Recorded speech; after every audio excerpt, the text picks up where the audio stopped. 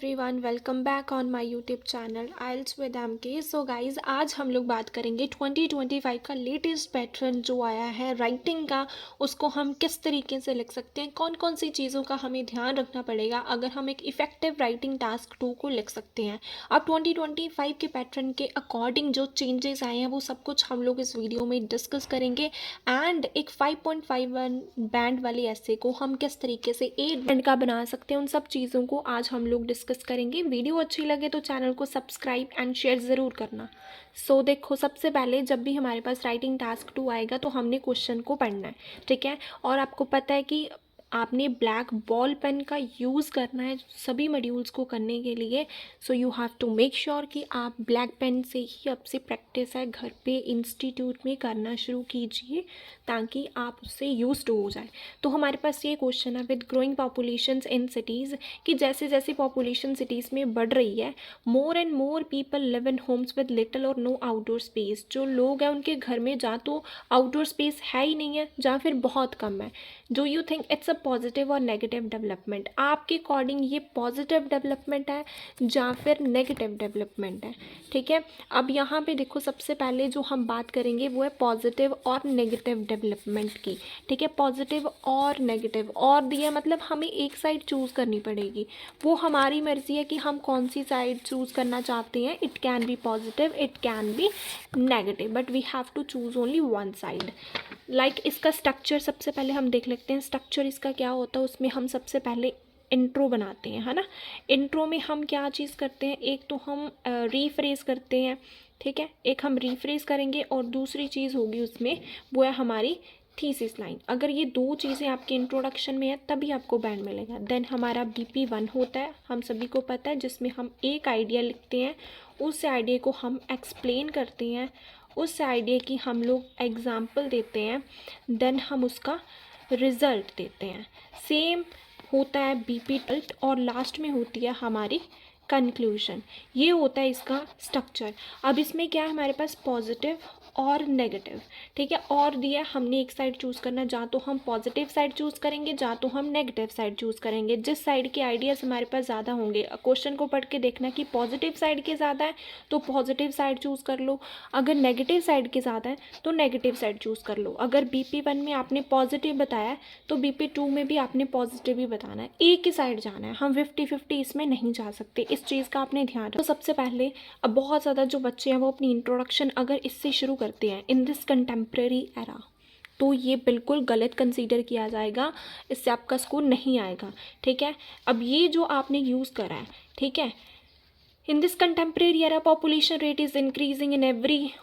सो ये जो है ईडीएम यूज़ कर दिया बीच में। ईडीएम ये इनफॉर्मल लैंग्वेज होगी। अगर आप भी इस तरीके से ईडीएम्स को यूज़ करते हो, पार्ट एंड पार्सल हो गया, इन्स एंड आउट हो गया, ठीक है, फिट एज ए फिडल हो गया, अगर इन सब चीज़ों को यूज़ करते हो तो आपका टास्क 2 में स्कोर नहीं आएगा। Therefore it created demand for residential houses. As a result many individual started to buy and live in accommodation with no open air spaces. अगर आप इस इंट्रोडक्शन को पढ़ोगे और इस इंट्रोडक्शन को पढ़ोगे तो आपको पढ़ने से ही पता चल जाएगा कि नहीं कितना डिफरेंस है। देखो, it is considered by some indigenous, that indigenous होते हैं पीपल। जब भी आपने अपनी इंट्रोडक्शन को शुरू करना है, it is considered by some indigenous that से शुरू करना है। ओइंग टू बूमिंग पॉपुलेस, ठीक है, बूमिंग पॉपुलेस मतलब इंक्रीजिंग पॉपुलेस इन सिटीज़ में। अब ऊपर देखो, विद ग्रोइंग पॉपुलेशन की जगह पर मैंने बूमिंग पॉपुलेस लिख दिया, सिटीज़ की जगह पर मैंने मेट्रोपॉलिस लिख दिया, मोर एंड मोर पीपल की जगह पर मेजॉरिटी ऑफ द मासेस लिख दिया। मासेस होते हैं पीपल। प्रेफर दोज हाउसेज, उन हाउसेज में रहना पसंद करते हैं, विच इंडल्ज, इंडल्ज मतलब इन्वॉल्व इधर मिनिमल और नो आउटडोर स्पेस। वहाँ पे था लिटिल और नो आउटडोर स्पेस, मैंने लिख दिया इधर मिनिमल और no space in the outdoor. देखो किस तरीके से मैंने उसको पैराफ्रेज करके लिखा है, ठीक है। अगर आप इस तरीके से लिखोगे तो डेफिनेटली आपका स्कोर है वो आएगा। अब थीसिस में ही आपने बताना कि अगर आप पॉजिटिव हो तो क्यों, आपके जो आइडियाज़ हैं वो थीसिस में ही लिखने हैं। आप बिल्कुल भी ऐसी थीसिस लाइन यूज़ नहीं कर सकते हो, लाइक इस तरीके की थीसिस लाइन आप बिल्कुल भी यूज़ नहीं कर सकते। This essay will explicate it is positive development and relevant example will leading to a logical conclusion in the upcoming paragraphs.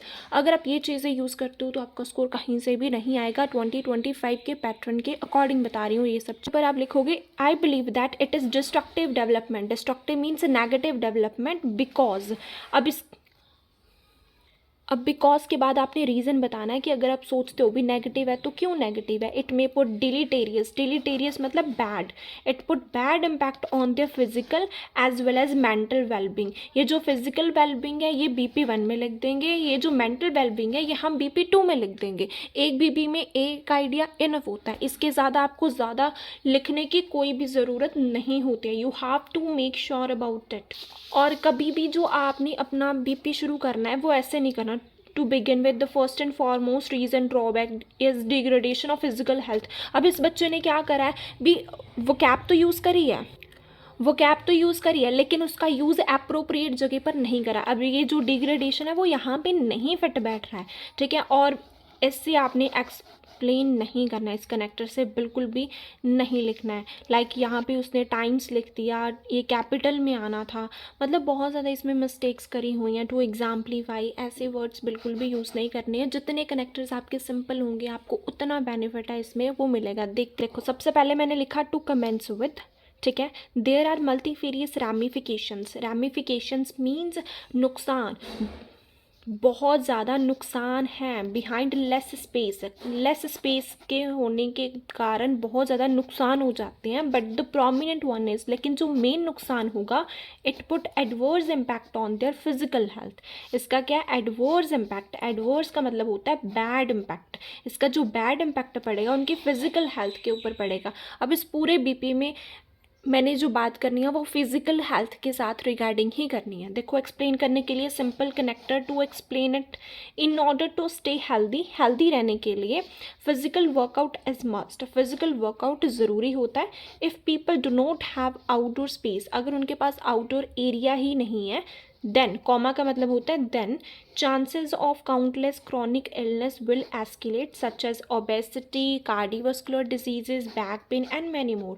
तो ये सब डिजीज़ के चांसेस हैं वो क्या हो जाते हैं, एस्केलेट हो जाते हैं। एस्केलेट मतलब इंक्रीज हो सकते हैं। अगर नहीं करेंगे फिजिकल एक्सरसाइज तो ये सब चीज़ें तो ऑब्वियसली होंगी। अब देखो टू द पॉइंट मैंने एक्सप्लेन करा। मेरा आइडिया था भी फिजिकल हेल्थ ख़राब होगी, फिर मैंने उस चीज़ को बताया भी फिजिकल हेल्थ ख़राब कैसे होगी।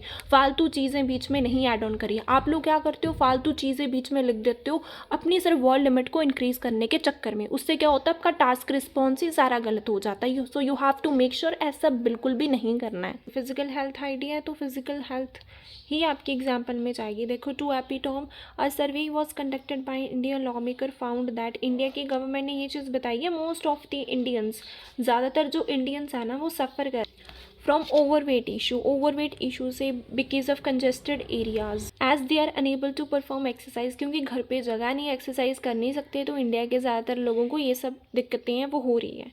दस it is quite clear that, इससे ये बात क्लियर होती है, डर्थ मतलब lack of open space put grave repercussion on their body. जो लैक ऑफ ओपन स्पेस है वो ग्रेव रिपरकशन मतलब बैड इम्पैक्ट डालती है उनकी बॉडी के ऊपर।